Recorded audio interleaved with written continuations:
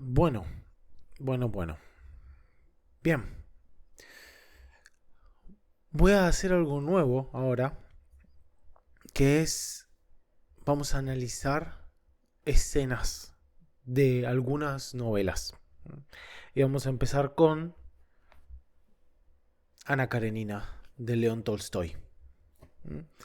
No es la más popular, lo sé, pero es la que tengo en la cabeza. Acá tengo un par de notas. ¿Cuál es el lema de esto? Mi idea es hacer una serie de videos, tal vez. Tal vez este que es solo este, que es el primero. Y después hago el formato usual de una imagen.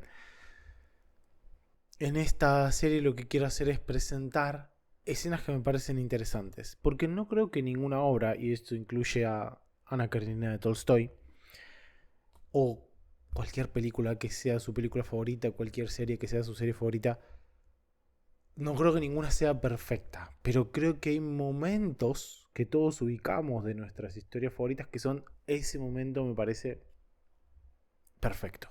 ¿Mm? Toda obra tiene sus puntos altos y sus puntos bajos, pero los momentos pueden ser muy buenos. Y quiero rescatar eso. Quiero rescatar lo bueno de un momento y cómo eso se relaciona con el resto de la obra. ¿Mm? Así que, para ilustrar mi punto, voy a traerles a Tolstoy, que es considerado uno de los mejores escritores de la historia universal, bla, bla, bla. Tiene un buen currículum, básicamente. Buenas referencias. Así que, además lo tengo en la cabeza desde hace un tiempo, que es una obra que me gusta mucho. Así que quería presentarles, ya que vamos a hablar de escenas perfectas, vamos a empezar desde el principio. ¿A qué me refiero? Vamos a ver cómo empieza y cómo abre su obra Tolstoy, cómo abre Ana Karenina. Así que yo les voy a leer una sección y voy a hacer un par de comentarios. Primera parte. Todas las familias dichosas se parecen entre sí, del mismo modo que todas las desgraciadas tienen rasgos peculiares comunes. La primera línea es bastante importante porque es lo que va a dar la primera imagen, si te puede atrapar mejor. Esta primera línea en Tolstoy es de cierta manera una tesis que él va a presentar respecto de toda la novela, que es la idea del contraste. Familias dichosas se parecen, ¿m? Y las desgraciadas se parecen entre sí. Que con esto va a presentar como esta constante oposición de personajes. Vamos a ver. La obra sigue y ya en el segundo párrafo nos introduce en el conflicto que va a ser importante en toda la primera parte de la obra y durante toda la novela.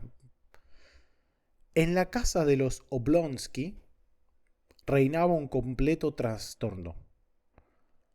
Al enterarse la esposa de que el marido sostenía relaciones amorosas con una francesa que había sido institutriz de sus hijos, le había manifestado que no podía seguir viviendo con él bajo el mismo techo. Dos cosas bastante importantes. Primero, no dice el nombre del amante y eso no es casual. Nos muestra Tolstoy ahora sutilmente y después lo va a reafirmar que esta francesa no es relevante. Solo es relevante que el marido ha sido infiel. Y eso también nos habla del carácter del marido. Porque como vamos a ver más adelante, esta francesa es una de muchas amantes, pasadas, presentes y futuras. Sus amantes en general no se nombran y la mayor parte de las veces ni las vemos. ¿Por qué? Porque el problema es él. Al enterarse de esto, la esposa le dice no podemos vivir bajo el mismo techo. Ahora que Tolstoy nos presentó la situación, nos va a poner en clima con la descripción literaria.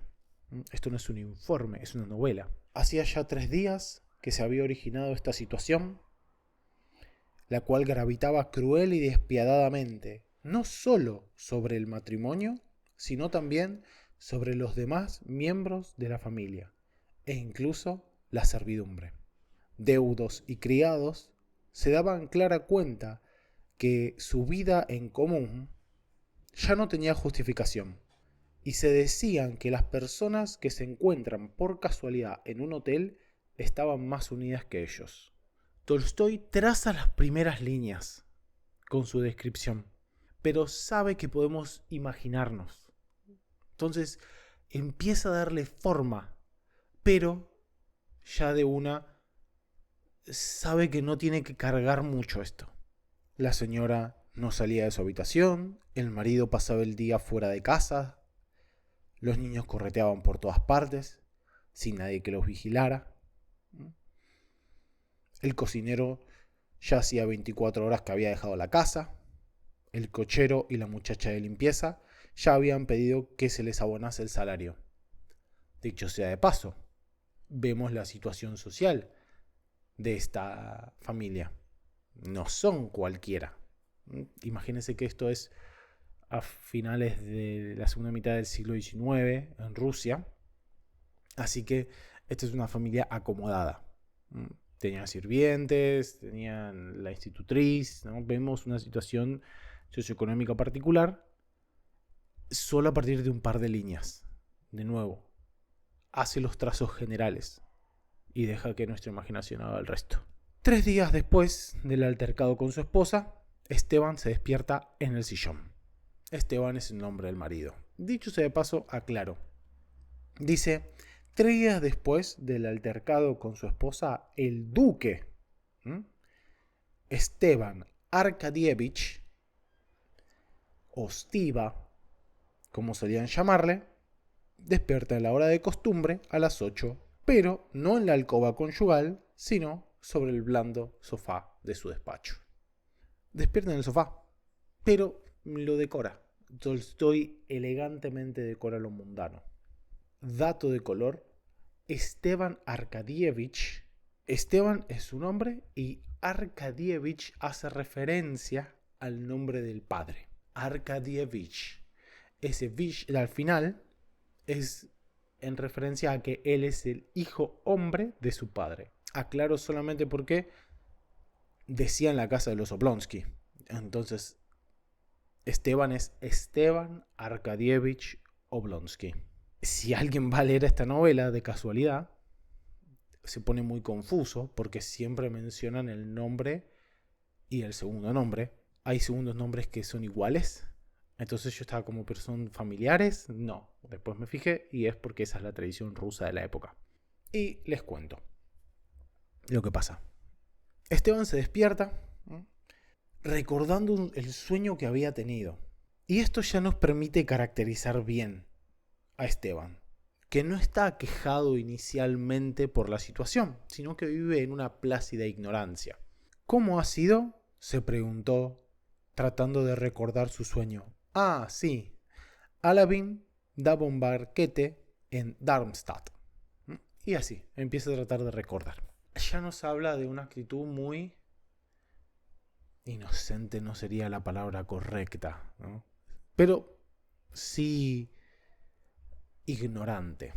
Recién es cuando trata de levantarse y se da cuenta de que no está en la cama que se acuerda lo que pasó. Y es acá que tenemos las primeras frases revelatorias acerca del carácter de Esteban. Dice, y empezó a refunfuñar al recordar lo sucedido. Y en su imaginación surgieron los detalles del altercado que había sostenido con su esposa. Su situación sin salida posible. Y, esto era lo que más le atormentaba, su propia culpa. Ella no me perdonará nunca. No puede perdonarme.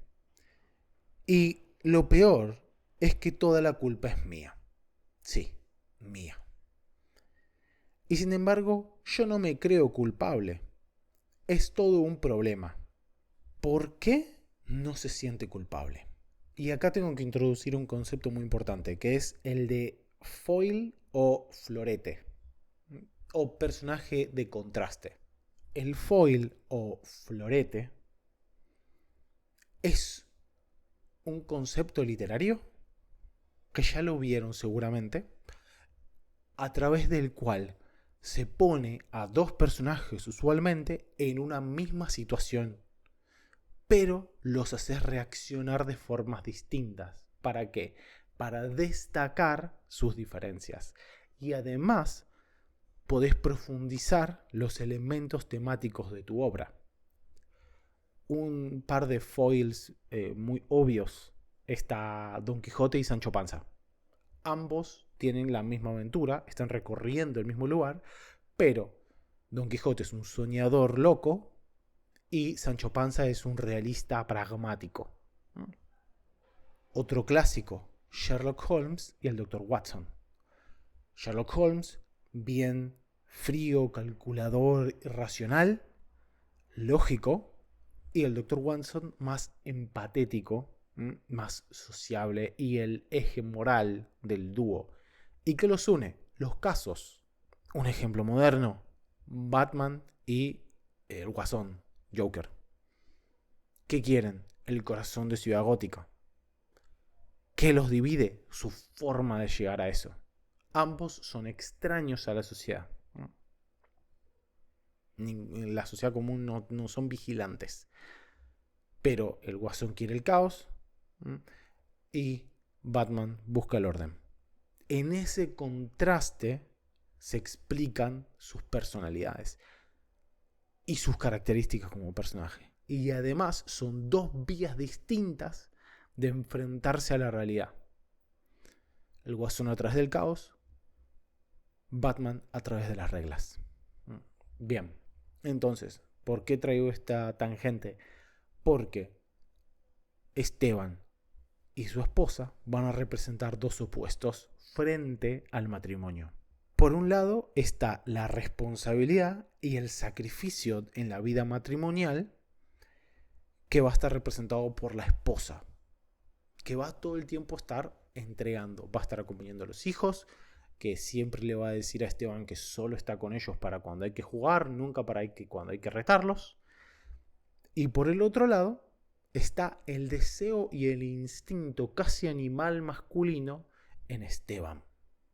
Esteban lo único que quiere es disfrutar. Y le gusta a la familia solo para lo bueno, nunca para lo malo. Está para salir de vacaciones. A veces está para salir de vacaciones, a veces tiene un amante. Pero está para salir de vacaciones, está para jugar, pero no está para arreglar la casa. En todo caso, pone la plata porque en esta sociedad rusa de fines del siglo XIX, el que tenía la plata era el hombre. La mujer estaba totalmente dependiente económicamente del hombre. Así que Esteban da la plata, pero no se queda para arreglar la situación. Y durante toda la novela va a reiterarnos esta tensión constante, Tolstoy. Va a contrastar la pena de la mujer abnegada al servicio de la familia y a Esteban que quiere disfrutar la vida sin asumir responsabilidades que implican sus propias acciones. Y acá se nos revela el nombre de la esposa a través de una reflexión de Esteban. Esteban le recuerda justamente volviendo a ese momento en el cual se descubre su infidelidad. Dolly, aquella Dolly, eternamente ocupada, siempre llena de preocupaciones, tan poco inteligente, según opinaba él, se hallaba sentada con el papel en la mano, mirándole con expresión de horror, de desesperación y de ira. A Esteban le vale la misma opinión su esposa que le valdría una pared mal pintada. Es funcional, pero no tiene gracia. Se había descubierto su infidelidad y el hombre no tiene mejor idea que denigrar, incluso si es en su cabeza, a la mujer. Un mecanismo de defensa, quizá. Y acá es interesante cómo presenta Tolstoy la situación de la reacción de Esteban frente al descubrimiento de la infidelidad. Le ocurrió lo que les ocurre a todos los que se ven sorprendidos en algún acto vil y deshonroso. No supo ajustar la expresión de su rostro a las nuevas circunstancias surgidas entre él y su mujer tras el descubrimiento de la aventura. Acá lo que al principio llama la atención es por qué ajustar la expresión. Bueno, eso es porque Esteban venía del teatro alegre y satisfecho, con una hermosa pluma para obsequiar a su mujer. El único problema es que uno solo puede imaginar con quién estaba en el teatro. Entonces, ¿cómo ajusta la expresión? En vez de mostrarse ofendido, denegar, justificarse, pedir perdón, presentar excusas, incluso permanecer indiferente, todo habría sido preferible a que hiciera lo que hizo, su cara adoptó involuntariamente, manifestación refleja del espíritu, pensó Esteban Arkadievich, que era un enamorado de la fisiología, una expresión alegre, y dejó escapar su acostumbrada sonrisa de bondad, que en aquel momento resultaba sumamente tonta e inoportuna. Primero que nada, el uso de los paréntesis. Lo usa 2 veces. Primero para decir todo habría sido preferible a que hiciera lo que hizo, que eso solo existe para generar anticipación. Es una oración que podría no existir. Solo lo hace para decir, ok, ¿qué hizo? Está aumentando la tensión del momento. Y después está la otra oración que cumple la misma función acerca de la reacción del espíritu. Cumple la función de generar anticipación, pero también cumple la función de seguir caracterizando a Esteban. Esteban en su cabeza está intentando justificar su reacción. Si pudiésemos leer el subtexto, Esteban estaría diciendo, no podría haber hecho otra cosa que sonreír. Fue bueno incluso que haya sonreído, porque es una manifestación refleja del espíritu. Es lo verdadero, lo real. Entonces no tiene por qué apenarse porque era lo que le estaba pasando. ¿Por qué sonríe en verdad? Porque no sentía culpa. Instintivamente fue a su tono sociable, que como veremos muchas veces a lo largo de la novela, es el que siempre aplica en toda situación. Y releyendo para este momento, la imagen que me da esta sonrisa es que Esteban compadecía a su mujer. Dicho sea de paso, compasión es una palabra que tiene una carga simbólica e histórica muy importante en la obra. Pero compadecía la situación en la que estaba su mujer, la situación en la que él reconocía que había puesto a su mujer, que no es el simple hecho de engañarla, es el hecho de que la mujer no tenía dónde escapar, porque todo el bienestar económico dependía del hombre. Entonces no solo la engaña, sino que la deja sin la posibilidad de escapar. La compadece por eso, pero es incapaz de asumir la responsabilidad que aquella compasión debería implicar en él. Por eso la escena termina diciendo, toda la culpa la tiene mi desdichada sonrisa, se dijo Esteban Arkadievich. Y añadió con creciente desesperación, pero ¿qué hay que hacer en un caso así? Y esta pregunta final nos es útil para toda la obra de Tolstoy. La novela nos presenta situaciones que son difíciles. Uno podría decir, la solución es que Dolly deje a Esteban. Pero no se puede resolver tan fácil por el contexto histórico en el cual se encuentran y que ya expliqué un poco. Y además se le tiene que agregar otra complejidad a esto. El hecho de que cada personaje tiene sus propias características, su propia personalidad, sus propias fallas y sus propios valores. No hay personajes ideales en Tolstoy. Y todas estas características los hacen actuar de formas que no son óptimas. Y uno me podría decir, esto es una obviedad, todos los personajes en las series, en las películas, actúan así. Y lo primero es que no es cierto. Pero lo segundo es que actúan así por autores como Tolstoy, que introdujeron un realismo psicológico a los personajes de sus obras. Fue en esta época en la cual se introduce esta cuestión de el contexto social y el contexto psicológico de los personajes.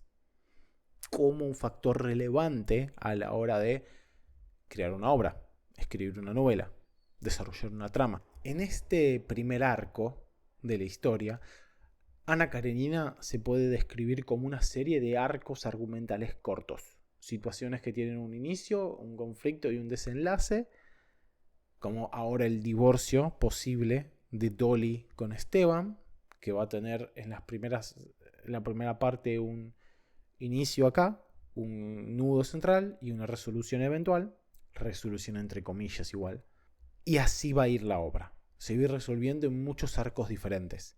Y en este primer arco, que es el posible divorcio, se nos van a presentar a todos los personajes principales de la novela. Eso es algo interesante, cómo va encadenando los eventos para que todos los personajes se involucren. Esto también es algo bastante innovador de la prosa de Tolstói. Así que para concluir, Tolstói nos presenta personajes complejos en situaciones complejas, pero más que eso nos presenta personajes reales en situaciones reales. Y en medio de esas circunstancias, cada uno de estos personajes va a luchar para encontrar algo parecido a una resolución, a una felicidad, a una cierta paz. Y el hecho de que eso sea arduo, que no sea inmediato conseguir la resolución, es lo que crea la satisfacción en el lector. La lucha por ese pedazo de felicidad y la recompensa que la hace valiosa. Y ese realismo de la obra de Tolstói no lo hace un autor único, porque ya había otros que ya lo habían hecho, y en sus contemporáneos también, pero sí lo hace un autor especialmente agudo a la hora de escribir. Es muy bueno en eso que se propone. No es el primero, tal vez autores como Dostoyevsky sí puedan argumentarse que son uno de los primeros en introducir complejidades psicológicas en sus personajes, pero Tolstói es alguien que perfecciona este estilo. Así que bueno, eso, si a alguien le interesa, hay otras obras que probablemente vaya a hacer estos análisis. Y seguramente haré alguna otra escena de Ana Karenina porque tiene muchísimas. Gracias.